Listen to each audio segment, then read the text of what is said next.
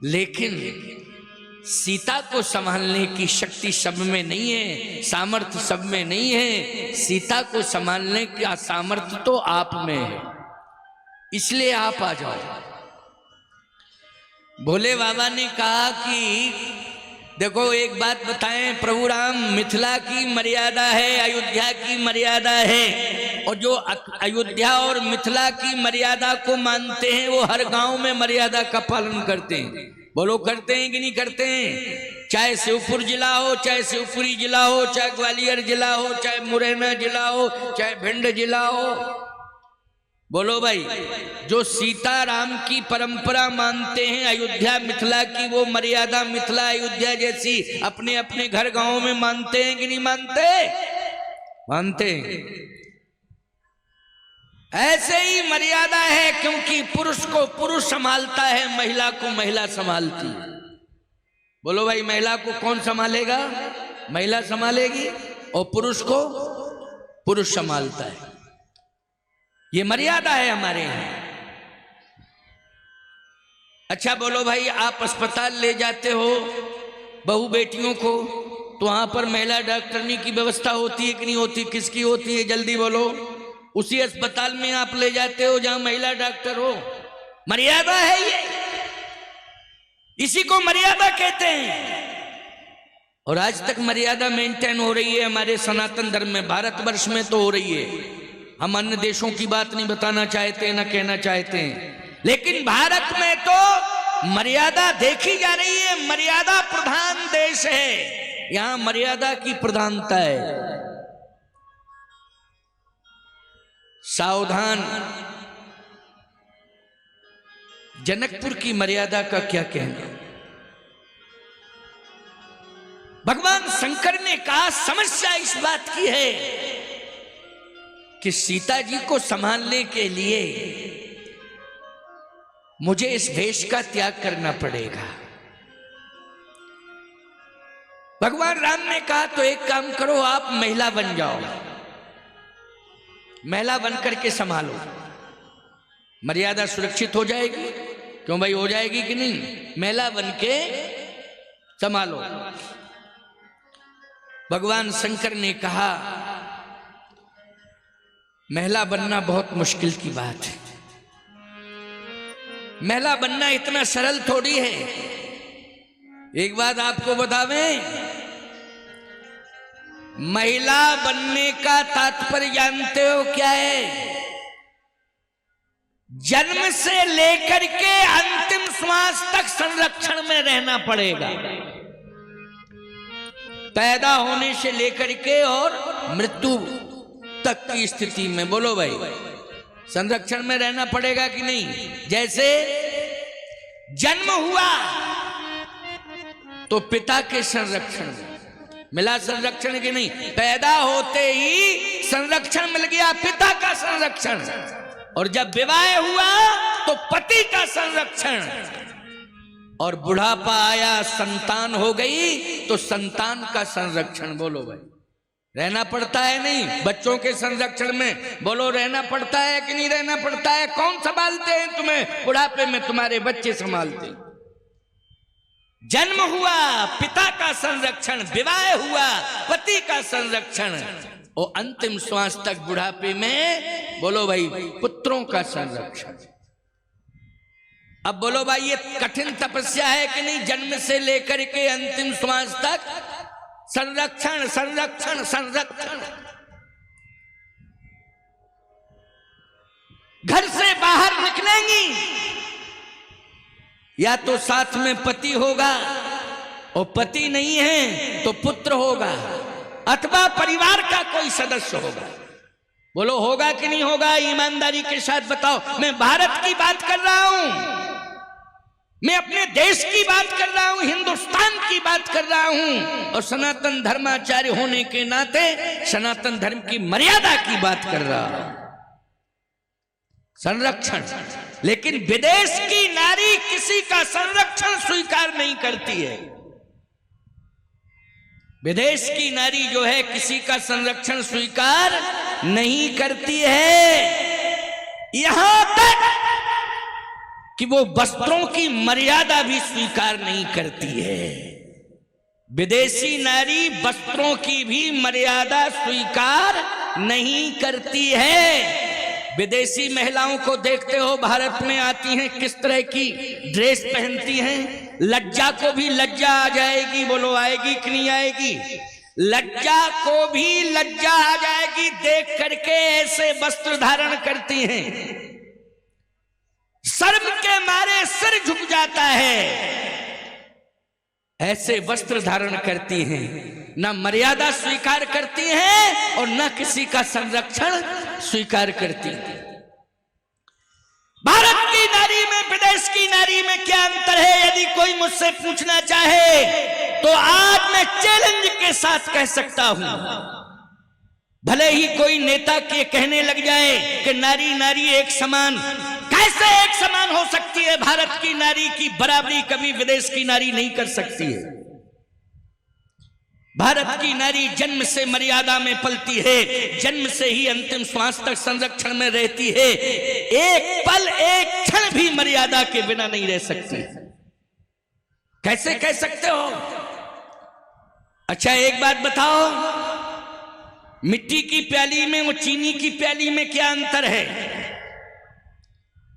हमारे यहां चीनी का महत्व है कि मिट्टी का महत्व है? बोलो। मिट्टी की प्याली का महत्व है कि चीनी की प्याली का महत्व है? बोलो।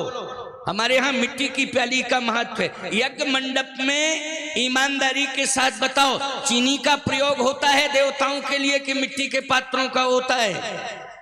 मिट्टी के पात्रों का प्रयोग होता है। होता है कि नहीं होता है? बोलो। हमारे देश की नारी मिट्टी की तरह पवित्र है, बोलो है कि नहीं? चीनी की प्याली देखने में बहुत ही साफ सुथरी दिखाई देती है चीनी की, बोलो देती है कि नहीं? लेकिन एक बात बताएं, सबसे ज्यादा अपवित्र होती है वो। देखने में वो बहुत साफ सुथरी लगती है लेकिन सबसे ज्यादा अपवित्र होती। क्यों? चीनी की प्याली में चाय एक व्यक्ति पी ले, फिर दूसरा पी ले, तीसरा पी ले, चौथा पी ले। काहे की पवित्र है? बोलो भाई, कैसी पवित्र है वो? चीनी की प्याली कैसे पवित्र है बताओ जरा, किस मायने में पवित्र है?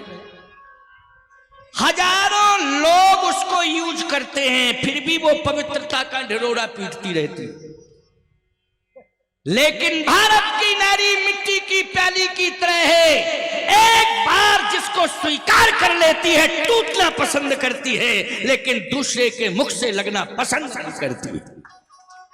टूटना पसंद करेगी लेकिन दूसरे के मुख से लगना पसंद नहीं करती, मिट्टी की प्याली की तरह।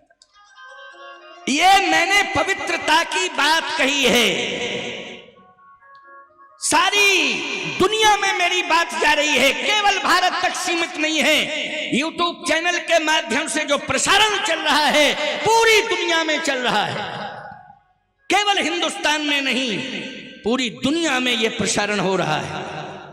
यदि किसी को मुझसे उत्तर चाहिए तो किसी भी देश का व्यक्ति इस यूट्यूब चैनल के माध्यम से संपर्क कर सकता है, मैं उत्तर देने के लिए तैयार हूं। भारत की नारी की बराबरी कभी किसी देश की नारी कर ही नहीं सकती। सावधान!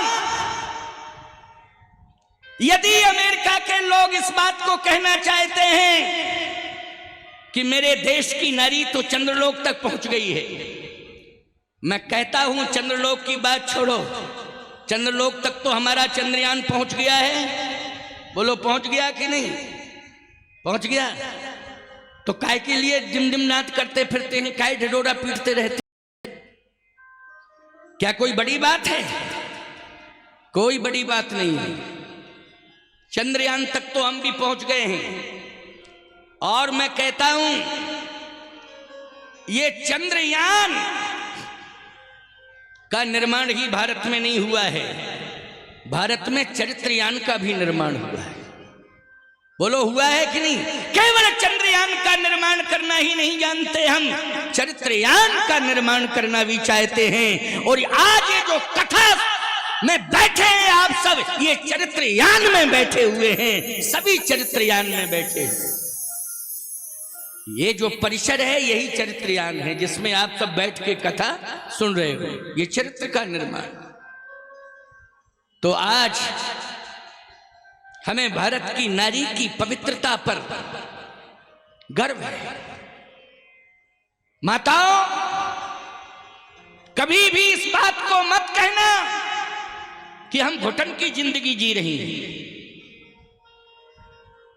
घर से बाहर निकलती हैं तो संरक्षण हमारे साथ रहता है, कोई संरक्षक के रूप में मेरे साथ रहता है, मेरा संरक्षक रहता है। हम कहीं भी जाते हैं कोई ना कोई हमारे साथ संरक्षक के रूप में होता है। लेकिन पुरुषों के लिए स्वतंत्रता क्यों दी गई है? कभी कभी बात उठने लगती है ना कि पुरुषों के लिए स्वतंत्रता क्यों दी गई है, नारी के लिए इतना प्रतिबंधित क्यों रखा गया है? जो कीमती वस्तु होती है उसको हमेशा सुरक्षित रखा जाता है। बोलो भाई, कीमती वस्तु, जैसे आपके पास सोने चांदी के आभूषण हैं, सोना चांदी है, कहां रखोगे?